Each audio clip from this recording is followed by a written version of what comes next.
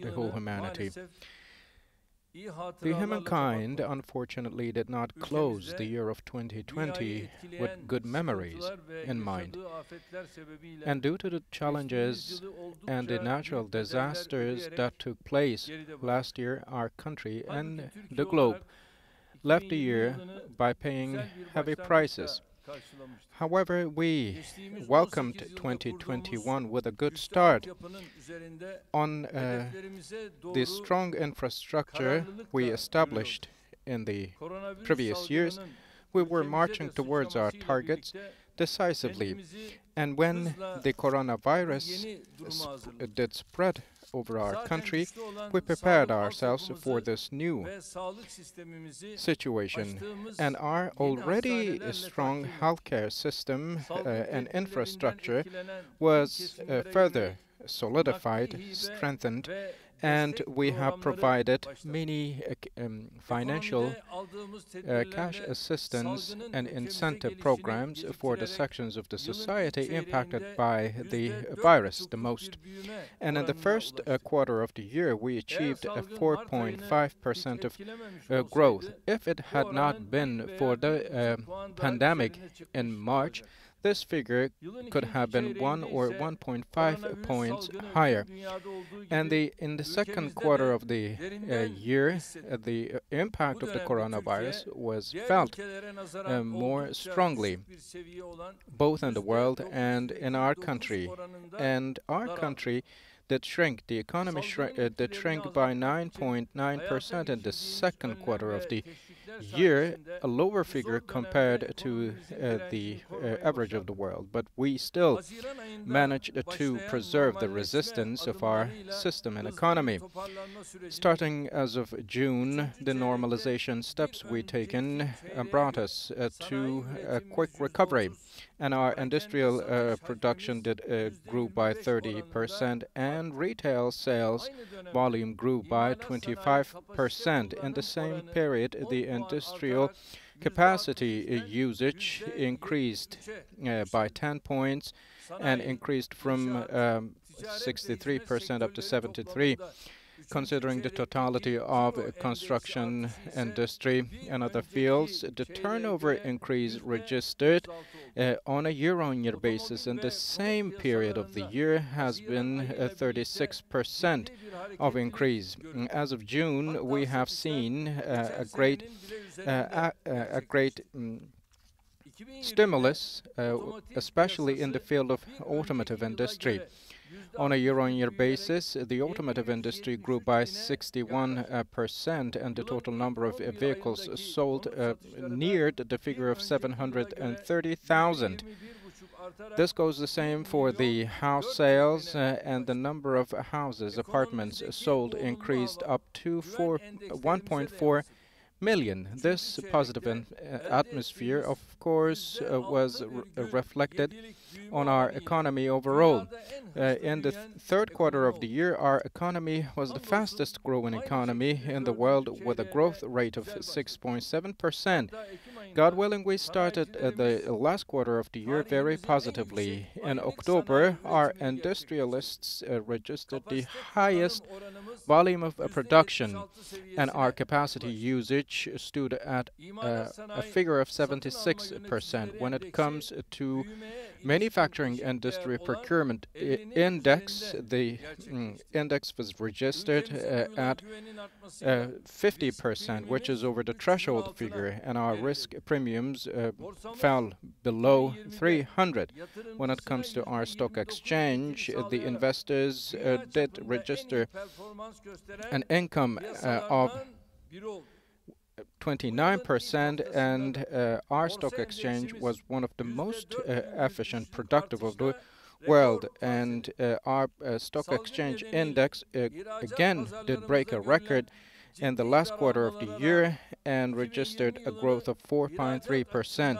Despite shrinkage in the world in terms of export, we finished 2020 with relatively good figures. The last year, our export volume was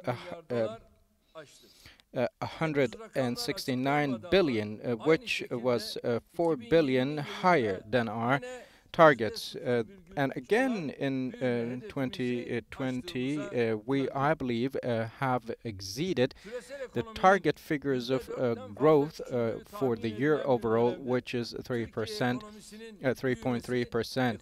In such a challenging time, the growth of Turkish economy is an indicator of our economic power. In the Black Sea, the discovery of 405 billion cubic meters of gas was the biggest gift for us all in our economy.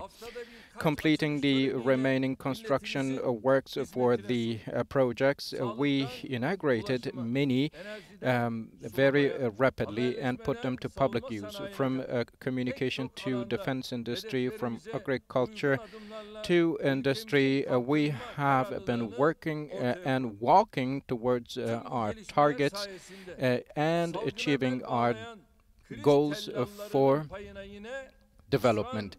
And during this era, of course, those who only speak ill words had to be ashamed and disgraced yet again.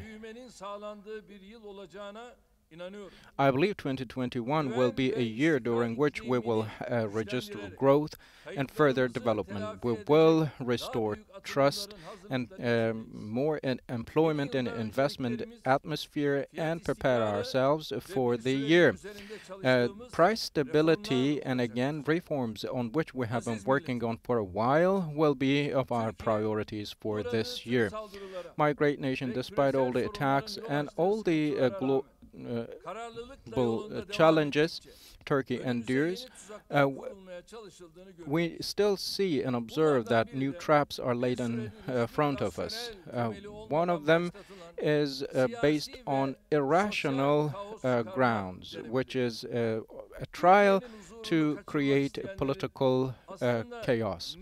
Those who want to disrupt the peace of Turkey do answer certain needs, specific needs, which we know very well. And all those acts indeed are committed because of the mileage we have covered in our country and development we ensured. But Turkey has left the days of tutelage and pressure behind.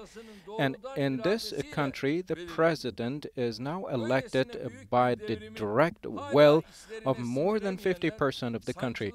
Those who have not still digested that fact, express their views in other dark forms,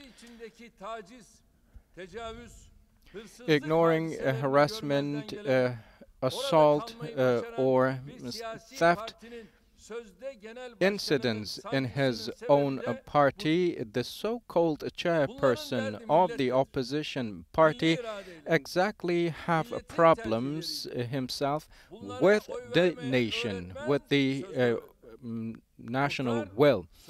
And if someone does not vote for them, then they call them the so-called farmers. If a farmer does not vote for them, if a teacher does not vote for them, then they call them a so-called teacher, and whatsoever. The list goes on, and they want to conceal their own deep cracks, darkness with such words, and Turkish politics does not deserve this politics, this mindset of swamps. The CHP chairperson, who does not even call a terrorist, will only be held accountable by our nation. One of the important issues related with the political chaos is the strongest stability of Turkey from the War of Independence on, and its embracing of its independence and future. The terrorist organizations within and outside our borders organized many terrorist attacks, and those who supported them explicitly or implicitly target the existence of our country directly. The operations that our country launched did shake the minds and the spiritual, maybe the worlds of many, and this is how they reveal and express their inner worlds. We are talking about a country who now has a say and is vocal about the regional and global matters, a country that was not recognized to a certain degree in the past. So in the face of such a deep tremor, those who do panic only reveal their true faces, and their words are the expression of their own personalities. And the masks of the operation tools that are functioned by the would-be media outlets have now been lifted and removed. Those who dictated the most tyrant way of pressure on the oppressed now have their ivory towers shaken and tumbling down. Those people now no longer have any words, further words to utter, and any behaviors that could possibly stand exemplary. The heinous behaviors they portray are now thrown at their faces, and just because we do reveal those, they do attack us. Their disgrace, their support to terrorist organizations are polished, and now they try to palm it off to the society. But now the end of the road for them has come. Those people who try to disrupt the peace of 83 million people of this country will only have laws and judicial systems standing in front of them. And it is a duty of our party and as the president of the country and a constitutional liability to make the systems of execution, legislation and jurisdiction function. Those who tried to distance our country from its goals have always been frustrated every time they tried. To achieve their goals, sometimes they used the coup makers, sometimes the tutelage supporters, sometimes terrorists, and sometimes hitmen and stooges of terrorist organizations. But despite all, those people failed to make our country kneel. And now, yet again, they now hold tightly on political and social engineering. Once again, I would like to state very firmly and very decisively that you will fail.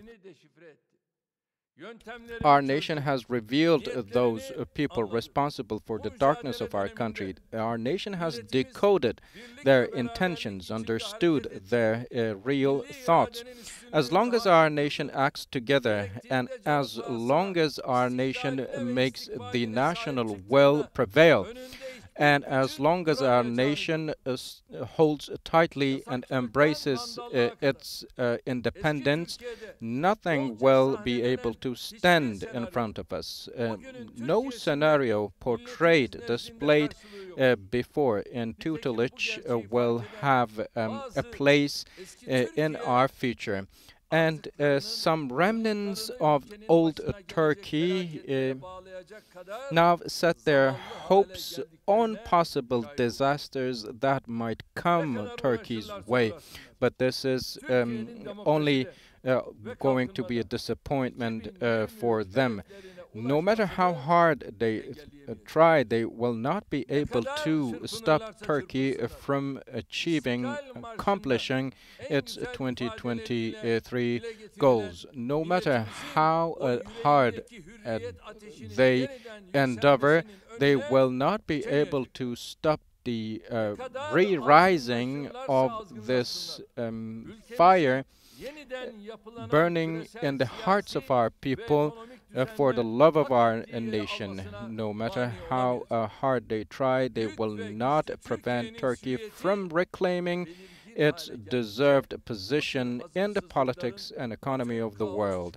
As Turkey grows strong, such lack of digestion, such traps and such chaos trials will increase, we know, and we're all prepared for all these. From stirring up the streets to military coup attempts, from provocating terrorist organizations and inciting events, many adopted many methods, and our nation, God willingly, has the will to trample them. And Mehmet Akif said, even if it's hell, we will have it put out, the fire put out in our hearts. This is the path of God, and we will never turn back away from this path. Until our last breath, we will continue to walk on this path of God.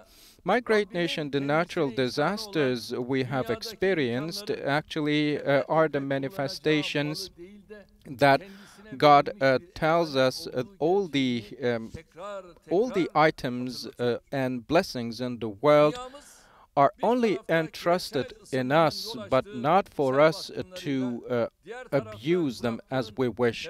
In the world, many floods are ongoing on one corner of the world, while on the other we are challenged with drought. And as this goes for all the countries in the world, our country is also impacted by that.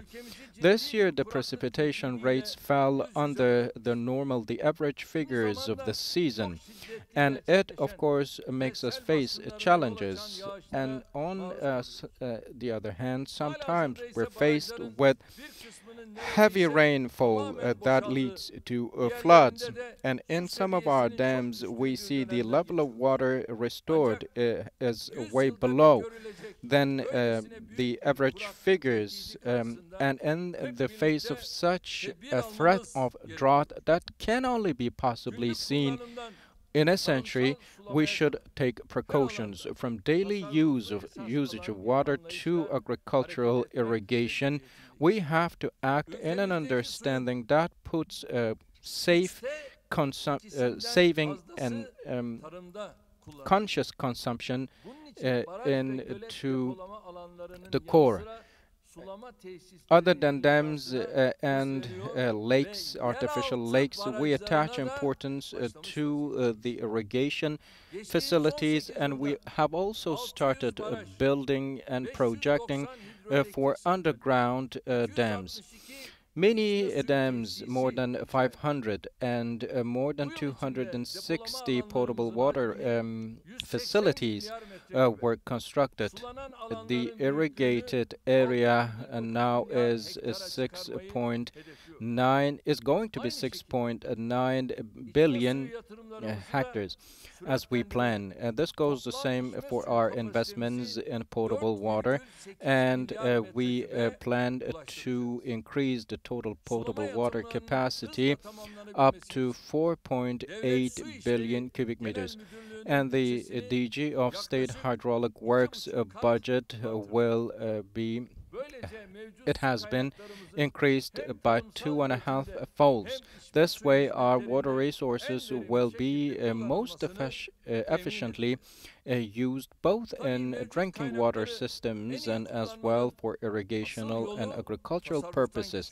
The best way to most efficiently use our existing resources is to use them with saving.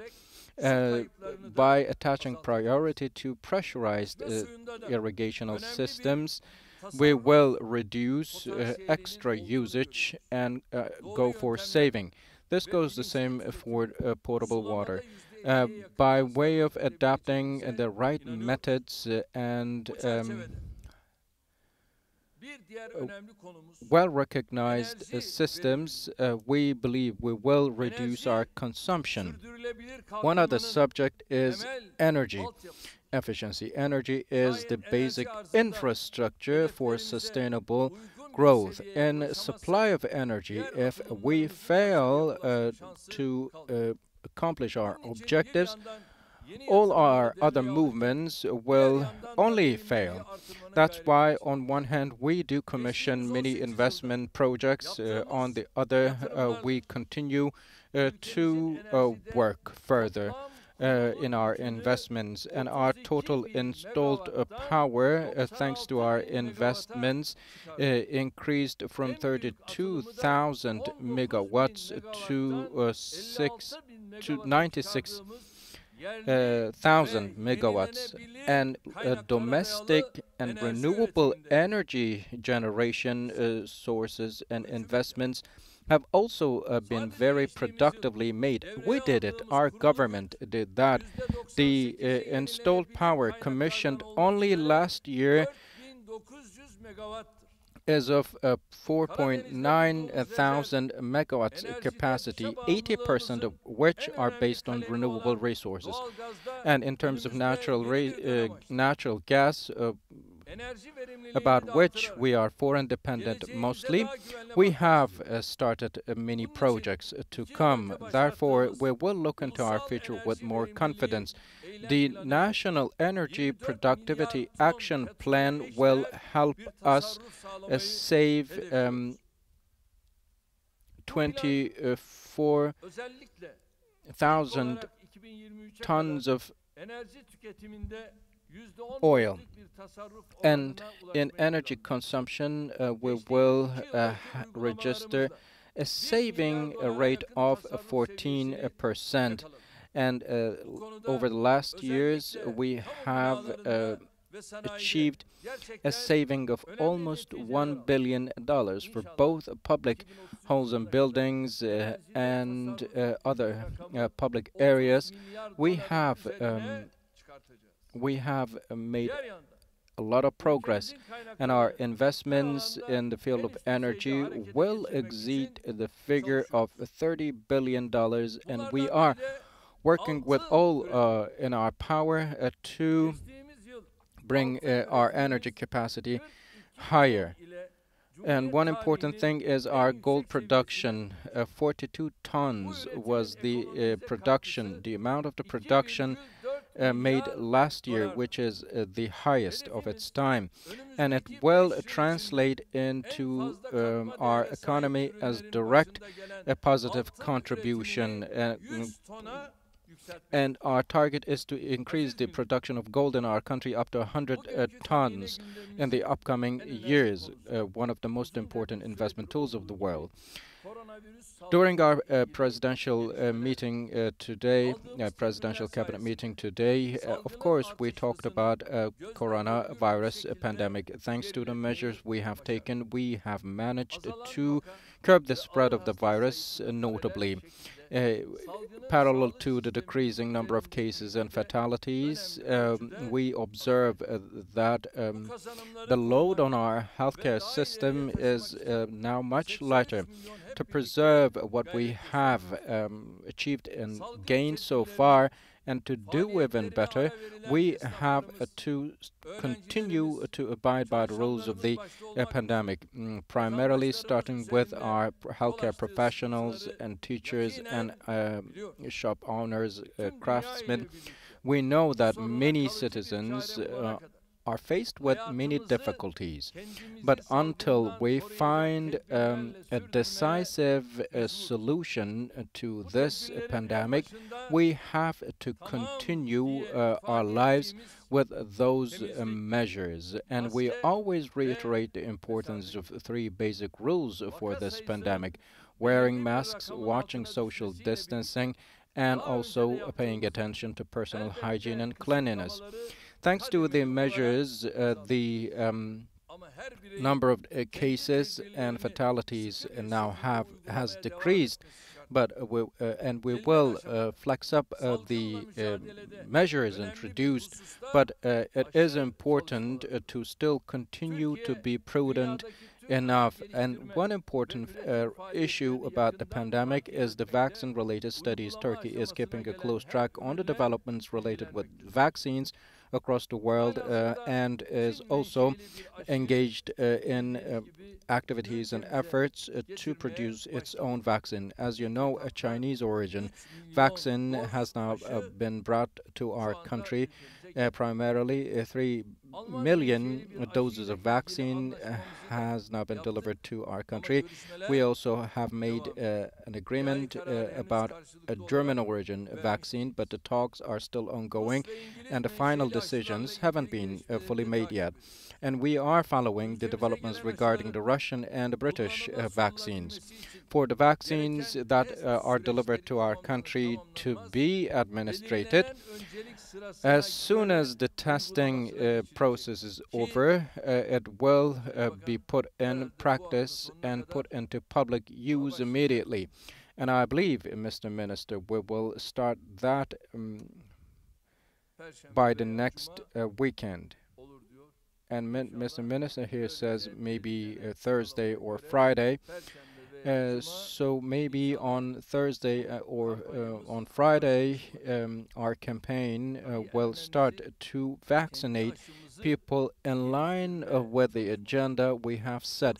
But most importantly, what's crucial for us is our own domestic vaccine studies. Many companies and many universities from Turkey are engaged in many efforts and actions to produce our own, and we will use our full capacity to march towards our goal. May God help us in that.